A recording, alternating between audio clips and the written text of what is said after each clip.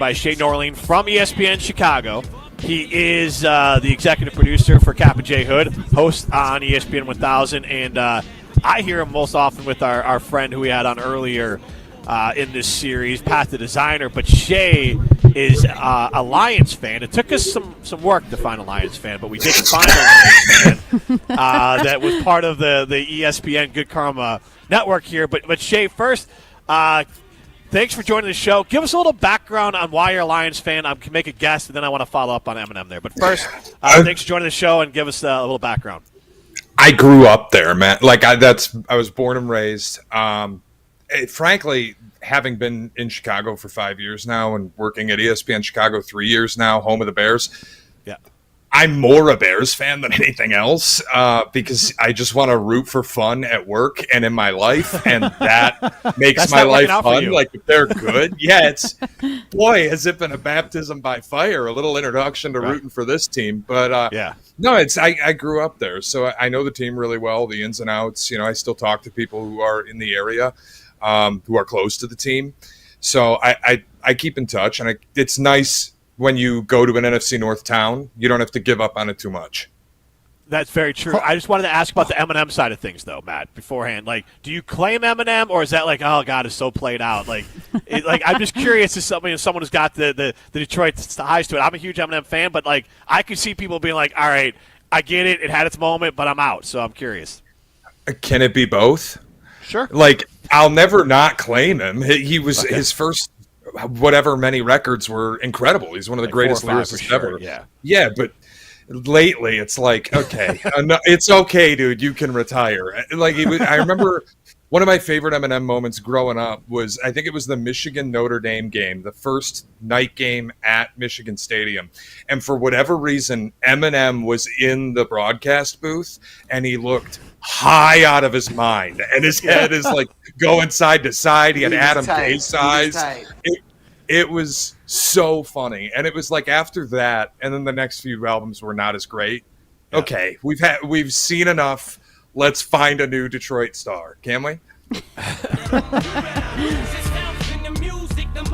This song's great, though. There's so many good classics out of Detroit too, with like Motown and funk and even some blues in there. I sent Ryan 3 just absolute gems, probably from like the 60s and 70s, and he didn't even think about them because he had no idea who they were. None of them had any over words. my head for the most part. What are you talking about? But that's classic Matt Hamilton. Exactly. Though. Like, hey, let me be extra try hard, and like, even though we're doing a radio show for everyone, and Eminem's the epitome of Detroit, let me go like a deep cut. Let me go with like the third track. Detroit on, City Blues is a great song, and they talk about Detroit in it. Well, you could have gone like Detroit Rock City by Kiss. Yes. You could have done pretty much anything by the White Stripes, though that is a little bit of a deeper cut. But like, if you're going rap, it's got to be Eminem. I don't think anybody from the city would be like, well, Eminem was cool, but we had Big Sean. You know what I mean? Like that. Yeah. I mean, I was like Detroit Breakdown by the Jay Giles Band. Like, see, again, Mr. Come Tryhard on. here. Who Like, again? Jay Giles Band? Yeah. Matt, You can't even we're find them doing a on radio show Spotify. for the masses. We got to pick songs people know on the whole. Oh, man. You're missing out on some bangers. I do have a quick follow-up question to your little intro there. You're saying that you started becoming a fan of the Bears 3 years ago when you joined ESPN Chicago? Yeah, I mean, it took part of it is just like, I'm a big believer that if you're going to do this in a market, you have to fully buy into that market. Yeah, or Jim. It's just not going to work. I can have Tell me my about childhood it. fandoms, but like, if I'm not going to fully buy in and be a fan of the teams that my listeners care about, then what am I even doing? I'm just posturing. So I have my own fandom, but it's like, I'm a big believer in dive in head first and just take on everything you can.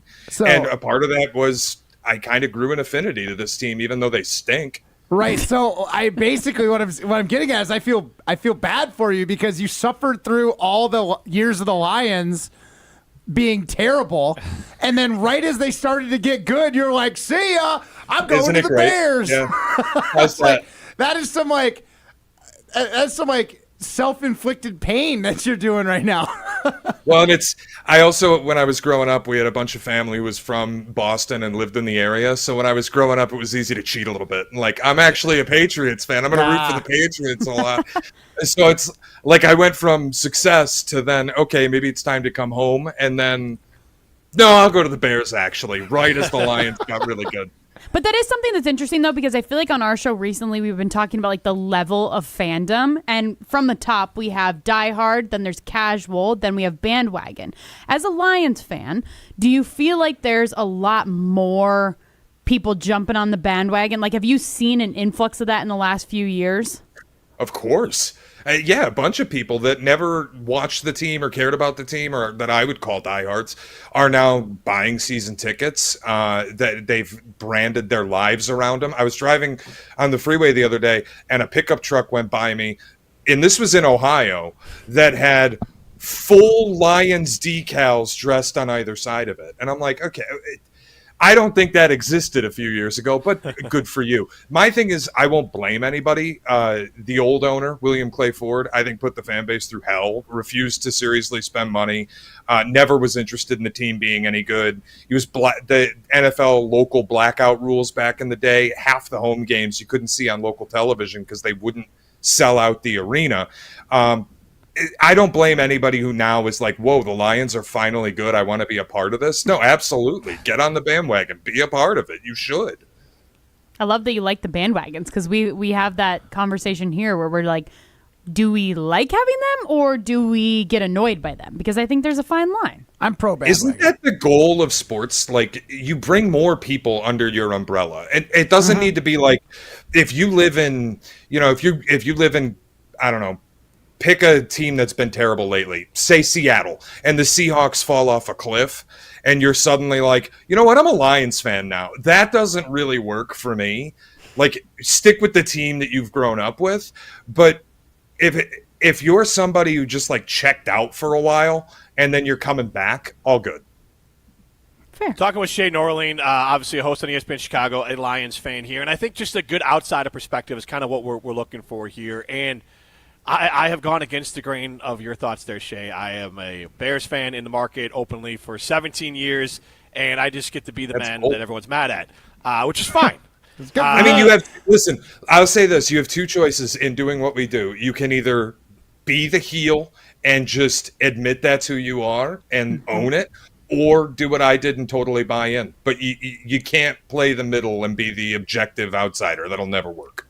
And I will say also, I feel like it's easier to go from Lions to Bears than, let's say, I don't know, our other host in Milwaukee, Ben Bruss, going from Bears to Packers, and he lived in Chicago but just didn't want to not be liked, so he just said, all right, I guess I'm a Packers fan now. Like, that to me is a harder that's a harder thing to do, to just be like, screw it, it's just because of that fandom that's tied in there. But I didn't just wake up one day and go, I'm a Bears fan now. Right. It's accumulated over 4 years of this being the team I watch week in, week out, the team I pay the most attention to. You would just naturally gain affinity.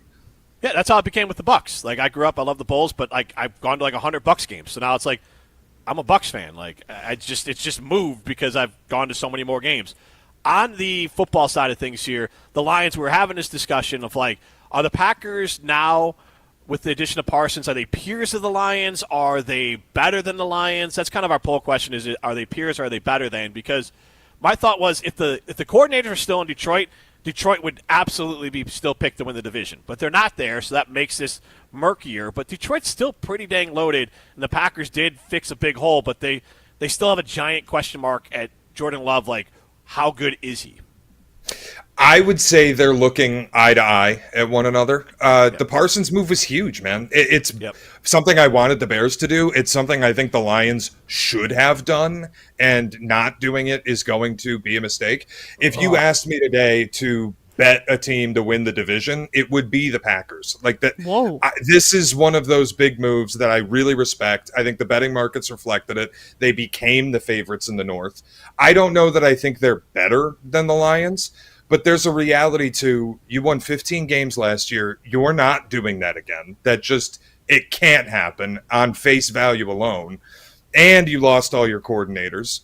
and your Hall of Fame center retired, and your best guard from last year left, and Aleem McNeil, your best defensive tackle, is out until, I don't know, maybe Thanksgiving, based on the last time he commented, and Levi Onwuzurike tore his ACL, and the second-round pick corner that you took last year is out for the season.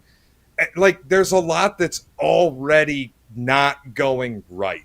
And then it's like, Graham Glasgow is going to be your week 1 center after being hurt most of camp. I don't even know if he's good anymore. There's just so many questions I have that I think early year Lions, growing pains, it's going to be difficult. They might be the better team at the end of the year, but the division will already be decided by then. That's so crazy hearing you have that kind of opinion, because we were literally just going through this exercise and I was like, I feel like the Lions team is just as stacked as they were last year. Like, how could the Packers be better than the Lions? But now hearing you say all those things, but also in my mind, I'm saying, okay, but they have Branch, they have Joseph, they have Amon-Ra St. Brown, they have Montgomery, they have Jared Goff. I think Jared Goff is still a better quarterback than what Jordan Love is. So it's like, I look at them and think they're still a better team than the Packers. Yeah, did Micah Parsons, bringing him in, obviously elevate them to another level? Totally. But it's just fascinating hearing from your end. Obviously, as a Lions fan, I feel like we tend to look at more of the poor parts of our team. And so it's interesting hearing that, because I look at the Lions and I'm like, they're a stacked team. Where do you think...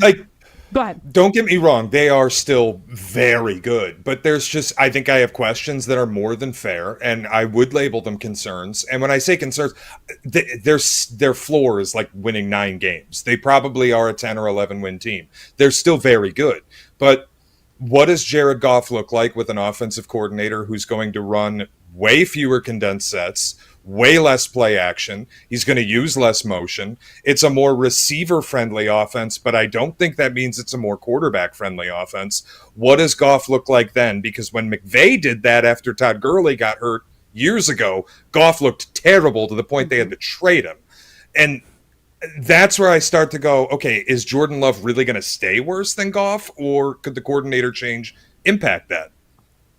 And do you have serious doubts about Jared Goff? Like, do you think there is potential without having Ben Johnson that he could go on I don't want to say a downward spiral because that seems aggressive, but could he drop down because he lost his guy?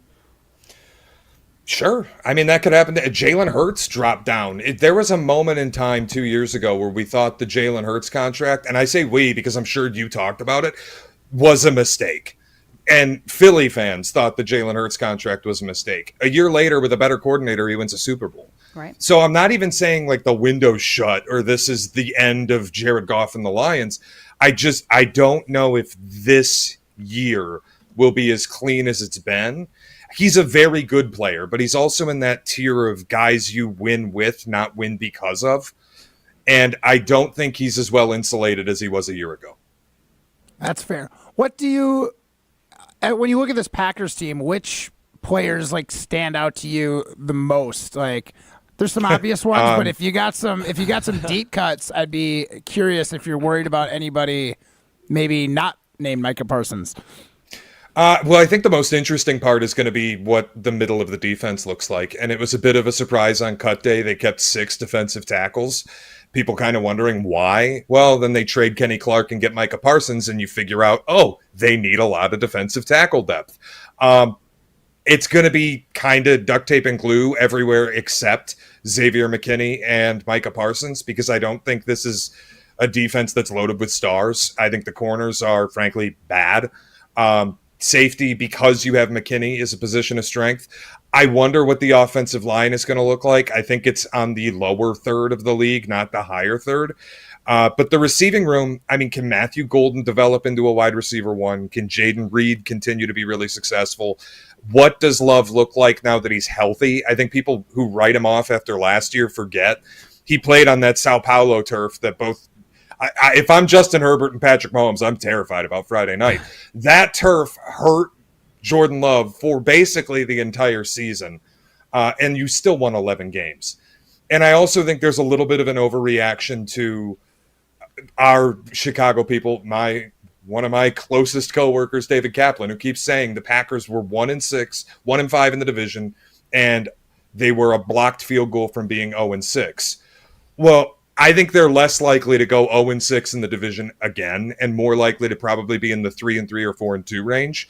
And also, to be fair, the Packers started Malik Willis basically the entire game against the Bears after they pulled Jordan Love to keep him healthy for the playoff game. It was the Packers B team that lost to the Bears at home in the final week. So I don't even buy that the 1-5 is a real division record. I think this team's still very good. It's just questions on the offensive line. I feel better about their defensive line than I did a week ago. I don't think that's any big surprise. Linebacker should be pretty good. Secondary is the biggest question mark. Yeah, so same with me. For me, it goes. It's very simple. It actually just goes to the quarterback. And Shea, in Chicago, obviously the Khalil Mack trade. It took the Bears from bad to like they won the division and they maybe made the playoffs right to Khalil Mack. It wasn't the right bet to make on Mitch Trubisky. This trade is a bet on Jordan Love, and your co-host, at least once in a while on the Chicago Bears podcast, Pat the Designer. Let's get to his cut, and then because for me this is all about Jordan Love. If Jordan Love stays who he is, and he's going into year 6 in this offense and year 6 in this league, so like I know it's only 2 years starting, but he might be more fully developed than people want to admit, which still means he's a very good quarterback. He just might not take that step into elite, and that's kind of what Pat had to say.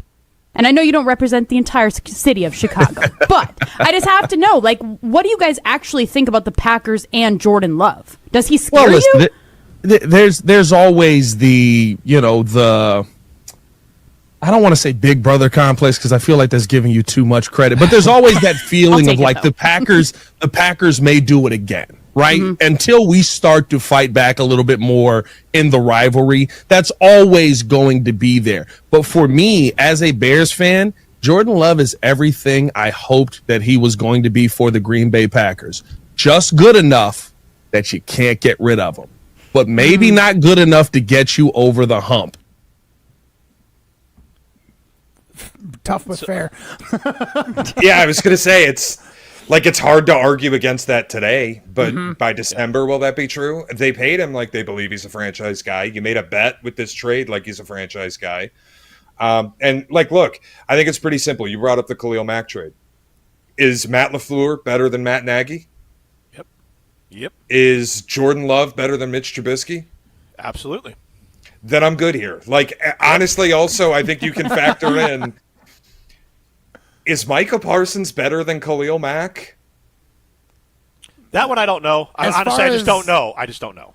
At rushing the passer, it's a certainty. Yeah, okay. Yeah. If you want to knock on the run defense, but I'm not paying Micah Parsons to defend the run. I'm paying Micah Parsons to get at the opposing quarterback. Mm-hmm. Nobody has done it better in the NFL in the past 4 seasons. If you go off the geek stats, pass rush win rate, nobody has been better than him. So this is a bet I would be happy to make if I were a Packer fan. It's a bet, again, I thought the Lions should have done this. Instead, you get Dan Campbell this morning on Detroit radio saying, we're good with Marcus Davenport. No need to sign Za'Darius Smith.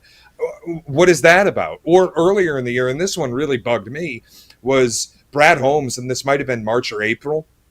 People kept asking, do you have a plan to put an edge rusher opposite Aiden Hutchinson? And he got a little arrogant and chesty, and he goes, does this happen in other markets? Do other teams have 2 edge rushers? Yeah, dude, look at Houston. Or now look at the team that's in your division and your biggest rival and your biggest peer in your division. They've got 2 in Rashawn Gary and Micah Parsons. So I thought it was a miss by the Lions to not address it, and a huge win for the Packers. Absolutely. It was a bet worth making. It just puts a lot of pressure. And look, great players and pressure is a privilege here. It's a lot of pressure on LaFleur and Love, because if they don't win, it's because look at Dallas. You had Dak, you had CeeDee Lamb, you had Micah Parsons. They didn't win. The quarterback, he's got to be better, and right now he's in the Dak tier. To win the Super Bowl, Jordan Love still has to take – nothing's changed. He has to take that next step. By adding Micah Parsons, you've come as close as you can to guaranteeing that if Jordan Love takes that next step, you can be a Super Bowl caliber team. Now, the counterpoint I would offer, and I get Dallas didn't win a ring, and at the end of the year, that's all that matters. Who wins the last game of the season?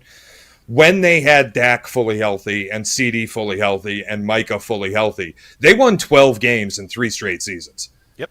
And that is not something you just do. Like, that doesn't happen in the NFL. So that's where I look at this and go, if Love can be 90% of Dak Prescott, if the receivers combined on aggregate can be 80% of CeeDee Lamb, if Micah can be just Micah, and I'm a little nervous with the maybe arthritic back and the epidural. Like, right, I had a friend put it to me, 2 types of people get epidurals. One is a pregnant woman, and Micah Parsons is not a pregnant woman. So that leaves people who have serious injuries. That does concern me, but if he can just be Micah Parsons, this is, to me, an 11 or 12 win team. Yeah, we actually having a doctor on to ask him specifically why is Micah Parsons getting an epidural. That's actually coming up a little later in the show. So, Shea, we appreciate you hopping on and the insight. It was fantastic. Yeah, thanks for having me. Glad to do it.